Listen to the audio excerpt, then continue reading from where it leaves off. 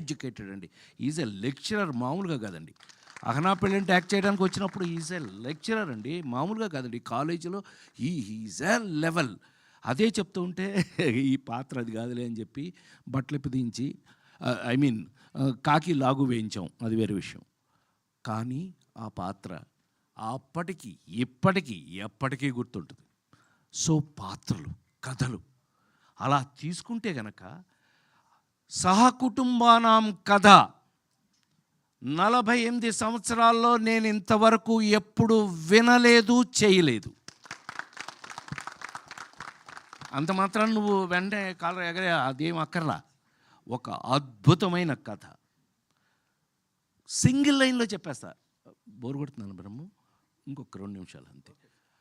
సహకుటుంబానాం కథ. ఈ కథలో హీరో అనాథ. అనాథ ఏంటి, సహకుటుంబం ఏంటండి, ఏంటి అనుకుంటున్నారు కదా, అదే కథ. నేను ఫస్ట్ వినగానే నేను షేక్ హ్యాండ్ ఇచ్చి నేను చేయడం సంగతి దేవుడే ఎరుగురా బాబు, మంచి కథ, ఇంతకాలానికి ఒక మంచి కథ విన్నాను అని మనస్ఫూర్తిగా చెప్పాను ఇంట్లో. మనస్ఫూర్తిగా ఏం శర్మ, అవునా ఇంట్లో గుర్తుందిగా నీకు, వాడు మా శిష్యుడు. వీళ్ళిద్దరూ ఆ కథ చెప్పినప్పుడు ఒక అనాథకి సహకుటుంబం అయిపోయింది. మీరు చూడండి, నేను గుండె మీద చేసి చెప్తున్నాను నేను ఇవాళ మీరు మీ ముందు. ఈ సినిమాని కొంచెం ఈ మధ్య భయం ఎక్కువ వేస్తుంది. ఏంటంటే బ్రహ్మం, అంటే పెద్ద పెద్ద డైరెక్టర్లు ఉన్నారు కాబట్టి చెప్పచ్చు, సినిమా ఇంటికి వచ్చేసింది, థియేటర్ నుంచి ఇంటికి వచ్చేసింది సినిమా. సో ఎవరికాళ్ళే ఇంకో 4 రోజులు ఇంట్లో వేస్తారుగా అనే స్థితిలో సినిమా వచ్చేసిన పరిస్థితుల్లో ప్రపంచంలోనే మనకొక్క చోట కాదండి, మనకొక్కటి ఏదైంది, నేను ఓటీటీలో సినిమా ఫస్ట్ సేనాపతి చేసింది నేనే. చిరంజీవి కూతురే ప్రొడ్యూసరు, సుష్మిత ప్రొడ్యూసరు, తీసింది 50 నాన్ స్టాప్ డేస్ చూశారు. అది చెప్తున్నా. ఓకే, అడాప్టింగ్, మార్పులకి తగినట్టుగా ఉండబట్టే మేము ఇంతకాలం ఉన్నాం. మార్పులకి తగినట్టుగా అడ్జస్ట్ అవుతున్నాం కాబట్టే ఇండస్ట్రీలో ఇంకా కూడా భోజనం దొరుకుతుంది. అంటే ప్రామిస్గా ప్లీజ్ నన్ను నమ్మండి మీరు. నేను అలాగే నమ్మి ఇవాళకి కూడా షూటింగ్ దగ్గర నేను ఎలా పనిచేస్తానో అందరికీ తెలుసు. No complaints. అలాంటి పరిస్థితి లేదు అసలు. అలా ఉండకపోతే అసలు ప్రొఫెషన్లో ఉండను నేను. నాకు విశ్వవిఖ్యాత నట సార్వభౌమ నందమూరి తారక రామారావు గారి ఇంట్లో పుట్టి, ఆయనతో పెరిగి, ఆయన కనుసన్నల్లో తయారైన నేను మీ అందరికీ ఎప్పుడూ చెప్తుంటాను, నేను ప్రతి మనిషికి తల్లి, తండ్రి, గురువు, దైవం ఉంటారు.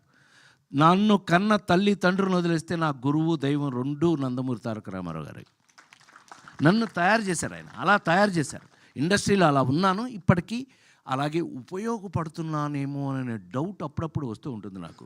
నిజమేనా, మనం పనిచేసిన పని ఆయన దగ్గర నుంచి నేర్చుకుని, ఆయన ఎమ్మట పక్క నుండి నేర్చుకుని ఇవాళకి మనం పనికొస్తున్నామా అంటే, సహకుటుంబానాం లాంటి సినిమాల్లో నాకు ఇచ్చిన పాత్ర, నేను అదే చెప్పానే, ఒక అనాథ, వాడికి కుటుంబం అంటే తల్లి, తండ్రి, అన్న, తమ్ముడు అన్నీ కలిపితేనే కదా కుటుంబం. ఈ సినిమాలో నేను తండ్రిని. ఎలా తండ్రిని అయ్యానో ఏంటి, అది కామెడీయా, సీరియసా? ఆ 4 సినిమాలు చూసిన మీ అందరూ మన రాజేంద్ర ప్రసాద్ గారు ఏదైనా చేసేస్తాడే, అలా కాదు, మా బ్రహ్మం చెప్పినట్టు అలా కాదు. కానీ ఛాలెంజ్లు ఉన్నాయి ఇందులో. బ్రహ్మం వచ్చాడు అని అంటే ఒక బ్రాండ్. బ్రహ్మం వచ్చాడు అనగానే బాట్ మన థియేటరు. అది ఎలా ఉపయోగించుకుంటారు వాళ్ళు అనేది వాళ్ళ మీద ఆధారపడి ఉంటుంది, ఎవరు ఆ డిపార్ట్మెంట్ మీద ఆధారపడి ఉంటుంది, అతన్ని ఎలా ఉపయోగించడం. అలాగా ఈ రోజున నాకు ఒక రెస్పాన్సిబిలిటీ యాక్టర్కి ఉంటే గనక, ఈ సినిమాలో నేను చేసిన క్యారెక్టరు నాకు ఒక పెద్ద పరీక్ష అయ్యింది అని మీ అందరి ముందు సవినయంగా మనం